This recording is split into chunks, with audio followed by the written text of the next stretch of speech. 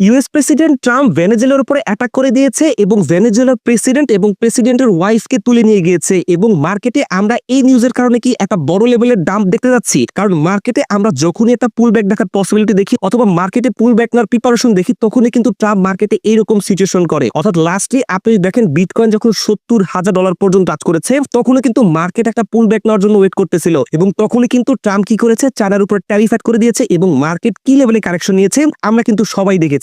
এছাড়াও যখন মার্কেটে 70,000 থেকে পুল ব্যাক করা শুরু করেছে তখনই কিন্তু আমরা আবার দেখতে পেয়েছি ট্রাম্প কি করেছে, ট্রাম্প ইলন মাস্কের সাথে ঝামেলা করেছে এবং যার কারণে মার্কেটে আমরা আবারও কারেকশন দেখতে পেয়েছি। এবং রিসেন্ট টাইম আমরা দেখতে পাচ্ছি ভেনেজুয়েলার সাথে ট্রাম্প যে কাজটা করতেছে অর্থাৎ ভেনেজুয়েলার উপর অ্যাটাক করেছে এবং তার প্রেসিডেন্টকে তুলে নিয়ে গেছে। এখানে ট্রাম্প রিজন দেখাচ্ছে ভেনেজুয়েলা কি করতেছে, ভেনেজুয়েলা ড্রাগ সাপ্লাই করতেছে ইউএসএ তে এবং এইটার মূল হতো হচ্ছে ভেনেজুয়েলার প্রেসিডেন্ট এবং এই রিজন দেখে কিন্তু সে তাকে তুলে নিয়ে গেছে এবং আমরা এক্সপেক্ট করতেছি তাকে কিন্তু আমেরিকা ফাঁসি দিতে পারে, কারণ আমরা কিন্তু ইতিহাসে এরকম আগে অনেকবার দেখে আসছি। তো মূলত এই যে ড্রাগস এর অ্যালিগেশনটা লাগিয়েছে এখানে আসলে মূল রিজনটা কি, আপনি যদি একটু ঘাটাঘাটি করেন তাহলে কিন্তু আপনি খুব ইজিলি এইটা রিজনটা খুঁজে পাবেন। অর্থাৎ আপনি যদি অনলাইনে ঘাটাঘাটি করেন দেখতে পাবেন ভেনেজুয়েলা হচ্ছে ওয়ার্ল্ডের টপ তেল রিজার্ভের দেশ। অর্থাৎ আপনি গুগলে সার্চ করলে দেখতে পাবেন ভেনেজুয়েলা কিন্তু তেল রিজার্ভের দিক দিয়ে নাম্বার 1-এ আছে এবং 300 থেকে 350 বিলিয়ন ব্যারেল তেল কিন্তু তাদের রিজার্ভে আছে এবং এইটাই কিন্তু আমেরিকার নজরে পড়েছে এবং তাই কিন্তু ট্রাম্প এই কাজটা করেছে। এখন এই যে তেলগুলো আছে বা অয়েলগুলো আছে এগুলা কিন্তু অবশ্যই আমেরিকার কাছে যাবে, বাট আলটিমেটলি মার্কেটে এটার ইম্প্যাক্ট কি পড়বে, কারণ মার্কেটকে আমরা দেখতে পাচ্ছি রাইট নাও কিন্তু প্রায় $90,000 আশেপাশে রেঞ্জ করতেছে